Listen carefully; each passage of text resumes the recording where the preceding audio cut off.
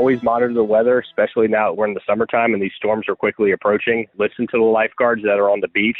Listen to the weather apps. And when you hear the thunder roar, head indoors. St. Johns County Fire Rescue's Chris Knapp gives advice after 3 people were struck by lightning over the weekend. Just before 3 o'clock on Saturday afternoon, 911 calls started pouring in from the St. Augustine Pier. Our crews responded and did find 3 people that were potentially struck by lightning. One of those we transported to a local hospital in stable condition. Another one we transported to a local trauma center in serious condition. An additional one refused treatment. Lifeguards knew a storm was approaching and took action. Lifeguards had started clearing the beach about 10 to 15 minutes prior to this incident occurring. But the victims of the lightning strike weren't on the beach. The people that got struck were actually up on the pier, kind of towards the beginning of it, the gift shop area. There was heavy weather in the area. It just hadn't started raining quite yet. If you kind of look at the St. Augustine surf camera, you can still see the sun's kind of out, which is kind of crazy. The big message that we're just trying to get out, even though it wasn't raining and the storm wasn't actually there, that lightning can reach out 10, 15 miles away from these storms. As soon as you start hearing thunder, leave the beach,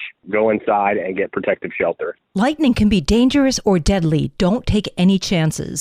Basically, it's a giant electric shock. It can throw your heart into arrhythmias, put you into cardiac arrest. We also deal with a lot of burn injuries from exit and entrance wounds. Florida is the lightning strike capital of the country, with about 1.2 million cloud-to-ground lightning strikes per year. Tampa and Orlando get the most. And we're in peak season through September. For St. Augustine's Local Morning News, I'm Liz Ryan.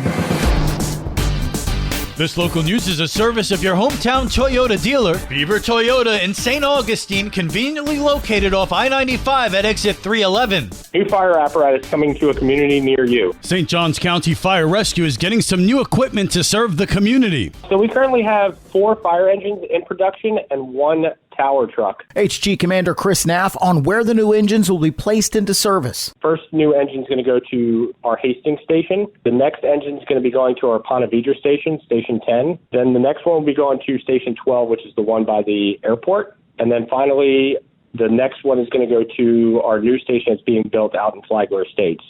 And then our new tower ladder truck is going to go to our Palm Valley station. St. Johns County Fire Rescue sharing updates on the new engines via the department's Facebook page. Every time we order a fire truck and they go into production, you can follow along with that production process. We get them through 10-8 fire. So for kids or families or adults that want to follow along the process, this is a way for them to do it. And then we're expecting them to be delivered towards the end of August. And then they'll be in service soon after that, serving the communities. For St. Augustine's Local Morning News, I'm Daryl Moody.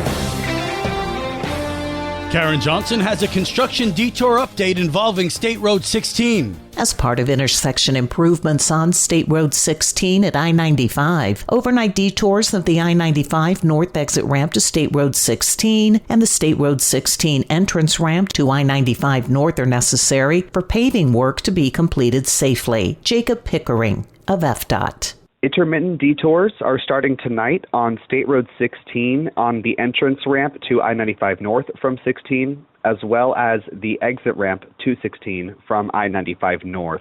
That will occur tonight beginning at 8 p.m. And again, these detours will be intermittent. Either one ramp will be closed earlier in the night and then the other ramp later in the night. And there will be a detour in place. Starting tonight at 8 p.m., you will experience some detours at 16 and I-95 North. And these detours will reopen by 6 a.m. tomorrow. This is to complete the paving work on the ramps. Again, the State Road 16 ramp to I-95 North and the I-95 North exit ramp to State Road 16. Drivers wanting real-time traffic alerts may visit fl511.com or download the FL511 app. For St. Augustine's Local Morning News, I'm Karen Johnson. And now you're up to date with St. Augustine's Local Morning News. I'm Rich Carroll.